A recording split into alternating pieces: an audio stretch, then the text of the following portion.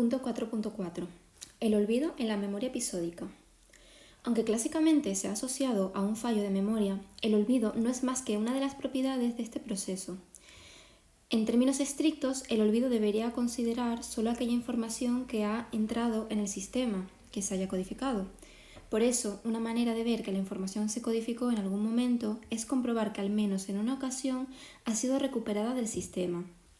Sin embargo, esta última afirmación no es siempre fácilmente comprobable, y algunos autores también se refieren al olvido como un fallo en la codificación de la información. La distinción entre olvido incidental y olvido motivado se establece en relación al control que ejerce el individuo para poner en marcha este mecanismo. El olvido incidental se relaciona más con procesos automáticos, no voluntarios o al menos no intencionales. Se han propuesto dos perspectivas para explicarlo: el decaimiento de la huella de la memoria y la interferencia. Por otro lado, el olvido motivado sería un proceso activo que se pone en marcha de manera voluntaria o intencional. Punto 4.4.1. Decaimiento de la huella de la memoria. Fue con los estudios de Ebbinghaus, 1913, y sus famosas sílabas sin sentido cuando se comprobó científicamente la importante relación entre retención y tiempo, la cual representó a través de su curva del olvido. Encontró que la tasa de olvido se ajustaba más a una función logarítmica que lineal, ya que es al inicio donde más olvido se produce y después de un tiempo el olvido se estabiliza y se ralentiza.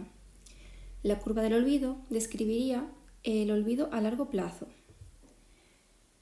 Desde entonces hasta la actualidad, muchos trabajos han manipulado el tipo de estímulos utilizados, por ejemplo, sílabas sin sentido, palabras, caras, eventos famosos, etc., así como las pruebas para evaluar la retención, por ejemplo, recuerdo con claves, reconocimiento. En general, los resultados de estos trabajos señalan que el tipo de estímulo no es tan importante. Aunque la retención basada en el reconocimiento siempre es mejor que la basada en el recuerdo, el patrón clásico que dibuja la curva del olvido aparece perfilado en la mayor parte de las investigaciones realizadas. La hipótesis del decaimiento de la huella o decaimiento del trazo se ha explorado tanto a corto como a largo plazo. También se ha especulado sobre cómo el paso del tiempo afectaría el trazo. Por un lado, podría ser que el tiempo debilitara la activación del concepto, pero no del concepto en sí. Por ejemplo, si escucho perro, se activa el concepto perro en ese momento, pero luego se va debilitando la activación, mientras el concepto sigue representado, pero no activo. Por otro lado, el tiempo podría degradar tanto la activación del concepto como los elementos estructurales de la memoria. Tanto la activación del concepto perro como el patrón neural que lo representa sufrirían. Esto ha podido ser demostrado en estudios con animales, por ejemplo la aplisia, comprobando que el paso del tiempo puede degradar las conexiones sinápticas entre las neuronas responsables de un determinado aprendizaje. Algunos autores también han defendido que el paso del tiempo podría ser responsable del olvido a corto plazo. En los años 50, en plena revolución cognitiva, John Brown, 1958, propuso una teoría del olvido. Se basa en rastros de memoria que pierden activación con el paso del tiempo. A diferencia de sus antecesores, Brown dio un paso más al incorporar la idea de la degradación de la memoria a un marco teórico más amplio que incluía límites a la capacidad de la memoria y reglas que describían las condiciones en las que la degradación debía o no operar. En la actualidad, la teoría del decaimiento tiene muchos adeptos, pero no está ausente de críticas, ya que no es posible someter a contrastación empírica la variable tiempo, porque no podemos aislar el tiempo. Punto 4.4.2. Interferencias. Interferencia retroactiva e interferencia proactiva. A principios del siglo XX surge la explicación del olvido centrada en la hipótesis del decaimiento de la huella trazo de memoria. Después, las teorías de la interferencia sugerían que la competencia entre respuestas de asociaciones aprendidas en momentos diferentes era el principal mecanismo del olvido en la memoria, especialmente en la memoria a largo plazo. Si el olvido se producía solo en función del tiempo, todo lo que ocurriera durante el tiempo de retención no debía afectarle. Sin embargo, algunos investigadores vieron que el recuerdo era mejor cuando, entre el aprendizaje y la recuperación, los participantes no se veían expuestos a otros materiales. Jenkins y Dallenbach, en 1924, observaron que las personas recordaban más sílabas sin sentido cuando dormían entre la presentación y el recuerdo que cuando permanecían despiertos durante este periodo. Fue por ello que los informes experimentales sobre el papel de la interferencia en el olvido aumentaron. Este tipo de interferencia se refiere a la interferencia retroactiva, que alude a las condiciones en las que un aprendizaje nuevo interfiere con un aprendizaje antiguo, y su descubrimiento se le atribuye a Müller y Pilzeker en 1900. Estos autores realizaron múltiples experimentos a partir de los cuales no solo encontraron el efecto de interferencia retroactiva, ellos la denominaron inhibición retroactiva, sino que también exploraron la naturaleza de este tipo de interferencia. Hasta los años 50, la interferencia retroactiva predominó como explicación del olvido en la memoria a largo plazo. En 1957, Benton Underwood la rechaza, afirmando que la curva del olvido clásica era básicamente una función de la interferencia de materiales aprendidos previamente en el laboratorio. Por ejemplo, debido a una interferencia proactiva, que se produce cuando un aprendizaje previo, antiguo, influye sobre un aprendizaje nuevo. A partir de los resultados obtenidos por Ebbinghaus con las sílabas sin sentido, Underwood encontró que, cuando se elimina esta fuente de interferencia, el olvido de sílabas sin sentido pasaba del 75% al 25%. Y bueno, aquí tenemos la figura 4.10 sobre el experimento.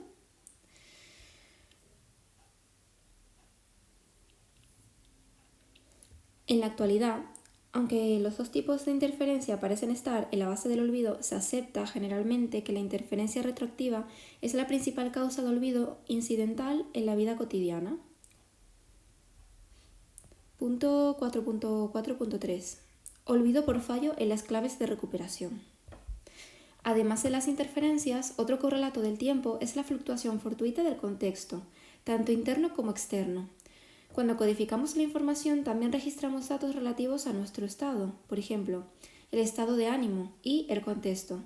Por ejemplo, el tiempo, la ubicación, los olores, los sonidos. Todos estos datos pueden actuar como potentes claves de recuperación si los volvemos a experimentar en otro momento.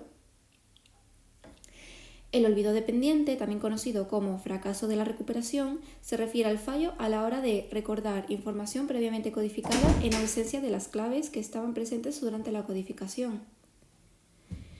Punto 4.4.4. Olvido inducido por la recuperación, OIR, OIR. Más recientemente se ha introducido el concepto de olvido inducido por la recuperación, OIR. Un tipo de olvido de carácter incidental que sostiene que olvidar es un proceso de naturaleza inhibitoria que se pondría en marcha para facilitar la recuperación de la información relacionada. La recuperación puede producir efectos negativos en la memoria. Por ejemplo, aunque la práctica de recuperación puede beneficiar a la memoria de los elementos recuperados, también puede reducir el recuerdo de los elementos relacionados en la prueba final. Este fenómeno consta de 3 fases: de estudio, de práctica y test. Y bueno, aquí tenemos el recuadro 4.4 sobre paradigma de olvido inducido por la recuperación. Tenemos las fase de estudio, fase de práctica y test explicados.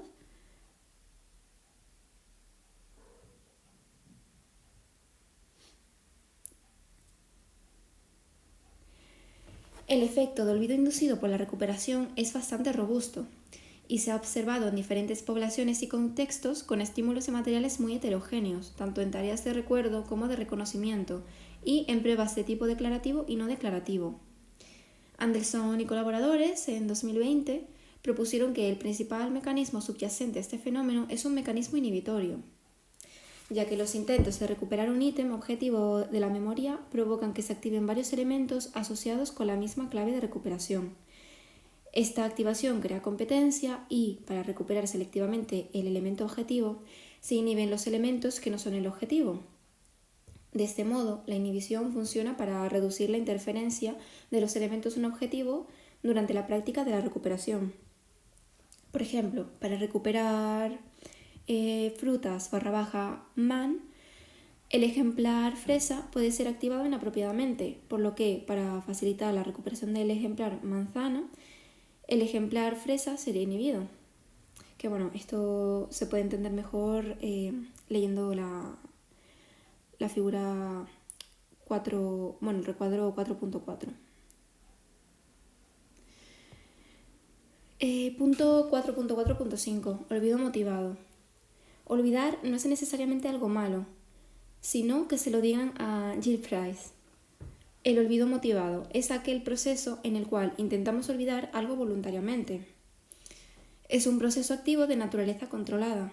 El propio individuo inhibe el acceso a la información específica.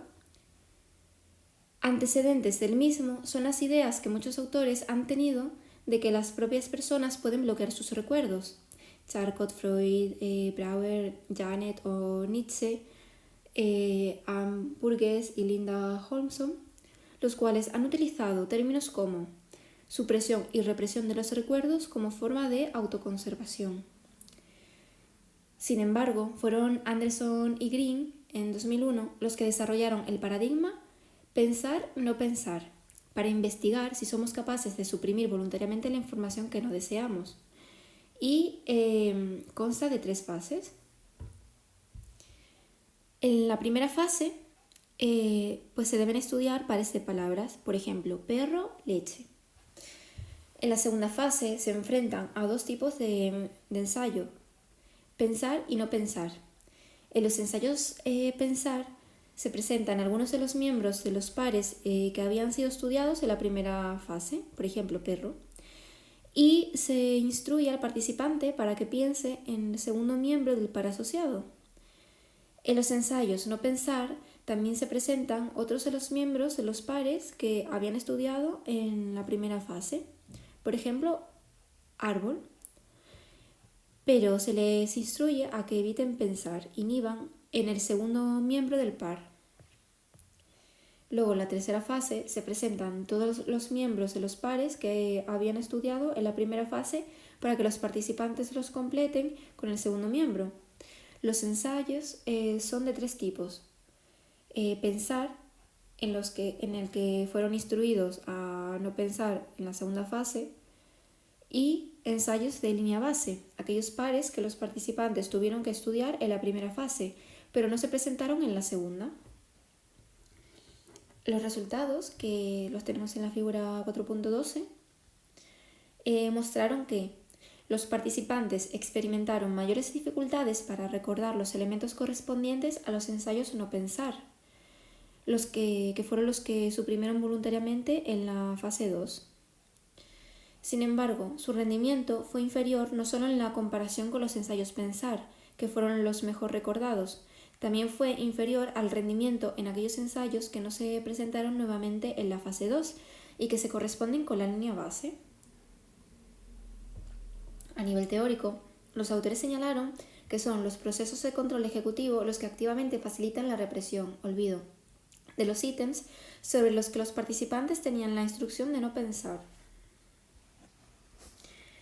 Punto 4.5. Principales paradigmas para evaluar la memoria episódica.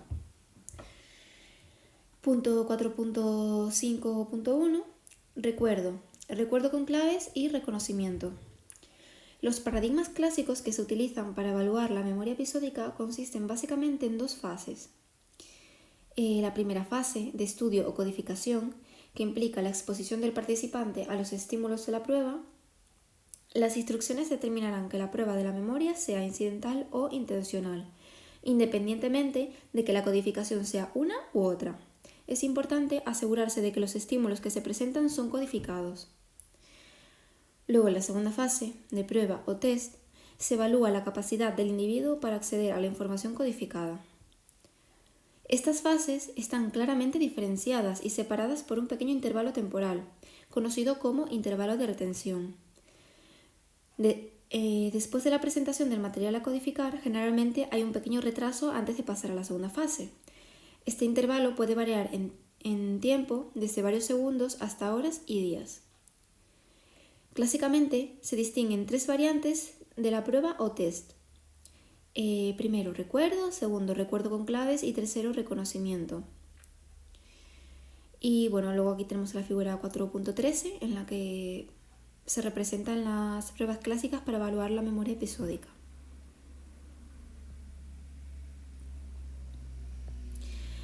Aunque hay muchas variables que afectan al rendimiento en estas tareas de reconocimiento, manteniendo constantes las condiciones de la prueba, por ejemplo, tipo de estímulos, formato de presentación, retraso de la prueba, etc., suele ser superior al rendimiento en las pruebas de recuerdo.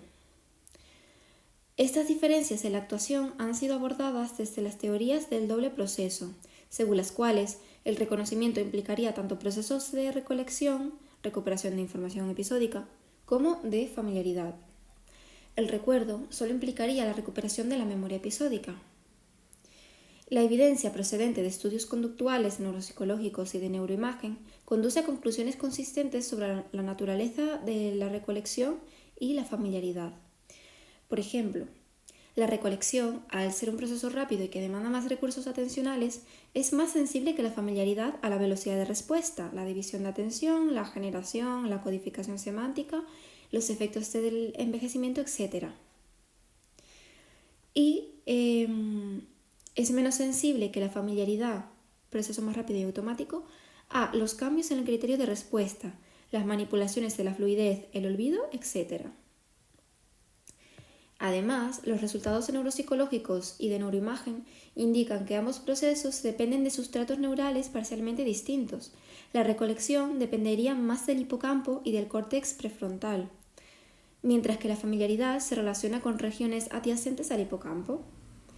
La recolección es similar, pero no idéntica al recuerdo libre, mientras que la familiaridad es similar a la memoria implícita conceptual, pero es disociable de la memoria implícita perceptiva.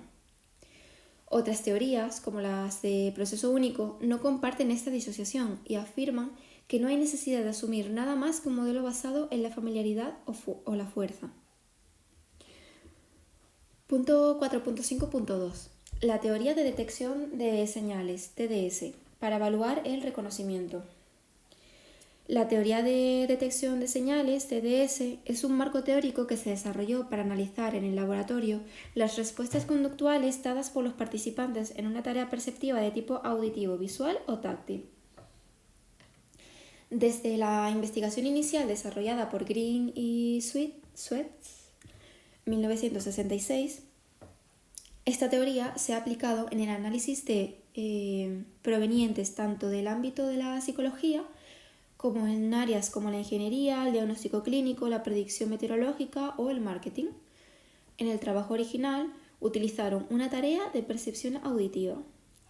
Los participantes debían pulsar una determinada tecla si detectaban un tono que variaba en intensidad.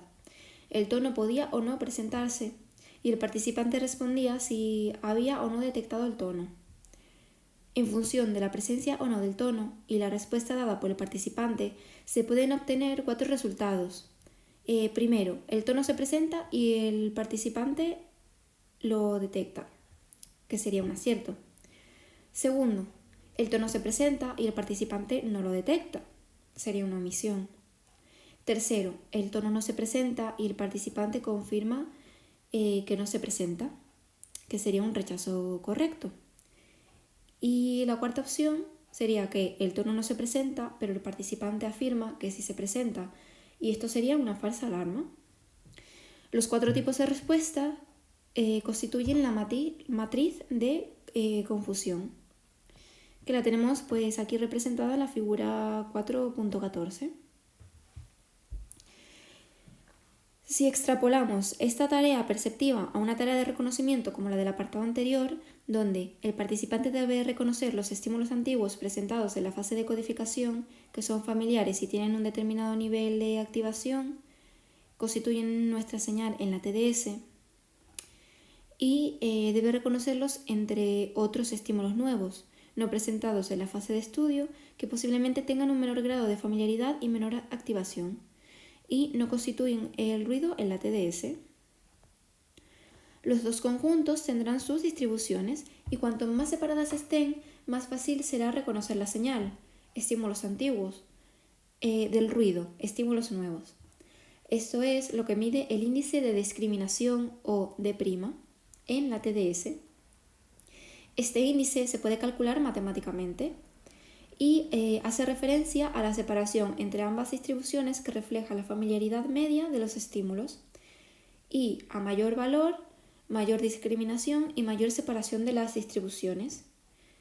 A menor valor, más solapadas estarán las distribuciones y más dificultad tendrán los participantes para discriminar entre la señal y el ruido, entre los estímulos antiguos y los estímulos nuevos en una tarea de reconocimiento. Bueno, esa es la definición de ruido. Ahora bien, ambas distribuciones posiblemente varíen en familiaridad. Si una persona ha estudiado mucho, es posible que los ítems antiguos le sean más familiares que si ha estudiado poco.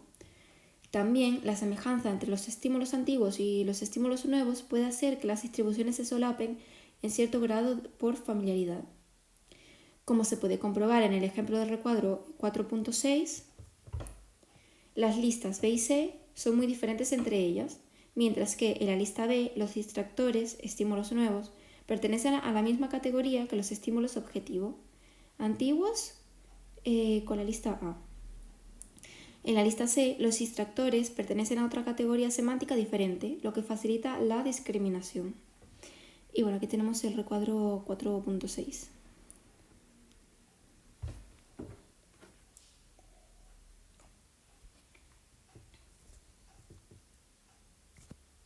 Las respuestas emitidas en una tarea de reconocimiento también dependen del criterio de respuesta. Existe otro parámetro que determina la actuación en la prueba, el criterio de decisión del participante o índice beta. Se sitúa en el continuo de la familiaridad de las distribuciones. Es el umbral marcado por el participante para determinar el nivel de familiaridad mínimo a partir del cual determinará que un estímulo es antiguo. Puede desplazarse con facilidad a lo largo del continuo de las distribuciones debido a factores personales, motivacionales y de aprendizaje, por ejemplo, refuerzos y castigos.